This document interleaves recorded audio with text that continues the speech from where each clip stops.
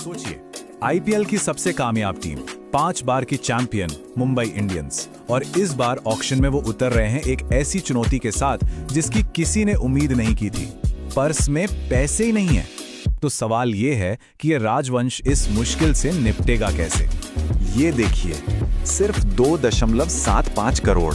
यकीन करना मुश्किल है ना?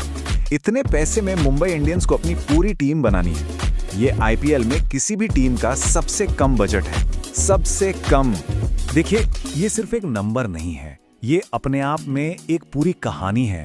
ये मुंबई इंडियंस के सामने एक पहाड़ जैसी चुनौती है और उनकी ऑक्शन की पूरी स्ट्रैटेजीज, हर एक चाल इसी एक नंबर पर टिकी होगी।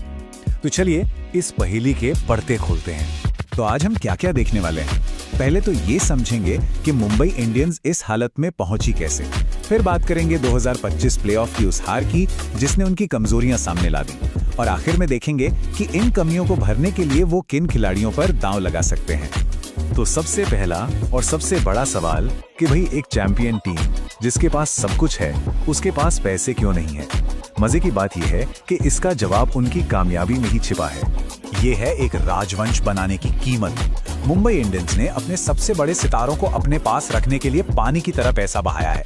जसप्रीत बुमराह, हार्दिक पांड्या, सूर्यकुमार यादव, रोहित शर्मा, इन बड़े नामों को रिटेन करने में ही उनका सारा का सारा बजट समझिए खत्म हो गया। लेकिन एक मिनट, ये कोई गलती नहीं है, ना ही कोई मजबूरी। ये एक सोची समझी चाल है। हेड कोच महिला जयवर्धने ने साफ कहा है कि यह मुंबई का तरीका है। वो एक मजबूत कोर टीम बनाने में यकीन रखते हैं, भले ही इसके लिए ऑक्शन में हाथ थोड़ा तंग रखना पड़े।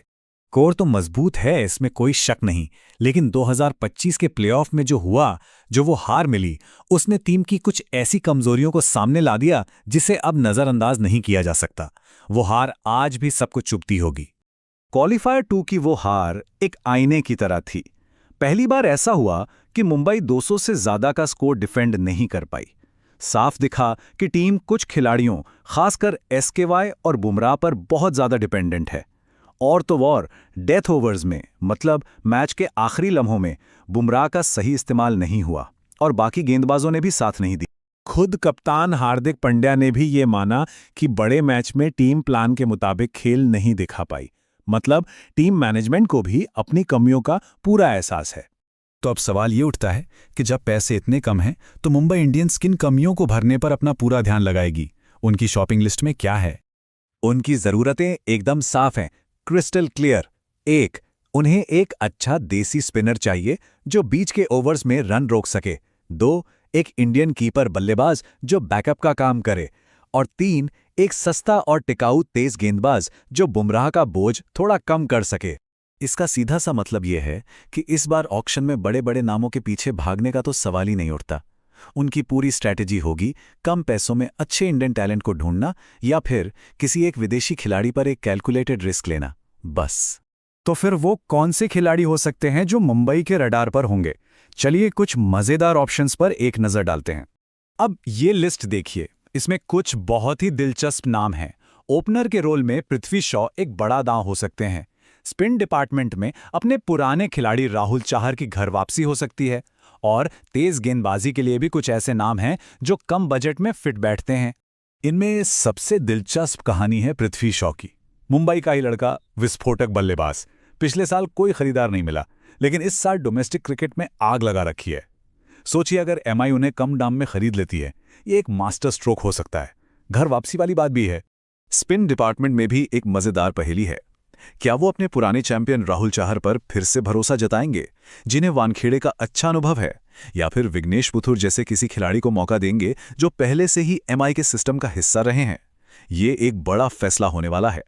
तो आखिर में मुंबई इंडियंस का प्लान क्या है? उनकी फिलॉसफी क्या है इस ऑक्शन को लेकर? चुनौती को एक बार फिर से समझिए। सिर्फ 2.75 करोड़ रुपए में 5 खाली जगह भरनी है और उनमें से एक विदेशी खिलाड़ी भी होना चाहिए। ये सुनने में ही लगभग नामुमकिन सा लगता है ना? और ये लाइन, ये उनकी पूरी स्ट्रैटेजी को एक लाइन में बता देती है। मुंबई की ये मिनी ऑक्शन टीम को बदलने के लिए नहीं है, बल्कि अपनी जो विनिंग कोर टीम है उसे और मजबूत बनाने के लिए है, कुछ स्मार्ट छोटे छोटे दाव खेलकर। तो असली सवाल यही है, क्या मुंबई इंडियंस की अनुशासित ये सर्जिकल स्ट्राइक वाली रणनीति काम कर जाएगी? क्या इतने कम पैसे में वो एक और चैंपियन टीम खड़ी कर पाएंगे? इसका जवाब तो अब ऑक्शन के दिन ही मिलेगा और फिर आईपीएल के मैदान पर देखने लायक होगा।